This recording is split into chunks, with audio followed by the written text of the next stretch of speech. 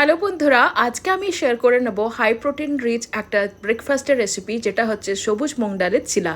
দেখতেই পাচ্ছেন খুব সুন্দরভাবে এটাতে অঙ্কুর তৈরি হয়ে গেছে। মুগ ডালটাকে আমি জলের মধ্যে ভিজিয়ে রেখেছিলাম মোটামুটি 6-7 ঘন্টা। তারপরে এরকমভাবে জল থেকে ছেঁকে একদিনের মতো রেখে দিয়েছিলাম, তো খুব ভালো করে অঙ্কুর তৈরি হয়ে গেছে। এটাকে মিক্সার গ্রাইন্ডারে আমি ভালো করে ব্লেন্ড করে নিয়েছি।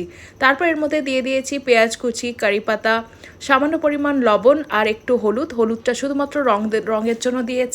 আপনারা কম পরিমাণে ইউজ করবেন। তারপরে একটা তাওয়ার মধ্যে তেল গরম করে আমরা একেবারে লো ফ্লেমে ছিলাগুলো তৈরি করে নেব। এখানে লো ফ্লেমে ছিলা তৈরি করতে হবে, কারণ হাই ফ্লেম দিলে ওপরের অংশটা তো তৈরি হয়ে যাবে কিন্তু ভেতরটা অনেকটা কাঁচা কাঁচা থাকবে। তো ছিলাগুলোকে যতটা পারবেন একটু পাতলাভাবে তৈরি করবেন, তাহলে টেস্টটা খুবই ভালো লাগবে। আর এটাকে আপনি টমেটো চাটনি বা যেরকমভাবে পিনাটের চাটনি তৈরি করে বা কোরিয়েন্ডার চাটনি তৈরি করে সার্ভ করতে পারেন, তাতে টেস্ট আরও ভালো লাগবে। আপনারা দেখতেই পাচ্ছেন এটাকে আমি ঢেকে দিয়েছিলাম আর খুব সুন্দরভাবে চিলাটা তৈরি হয়ে গেছে। রেসিপিটা আপনারাও বাড়িতে বানিয়ে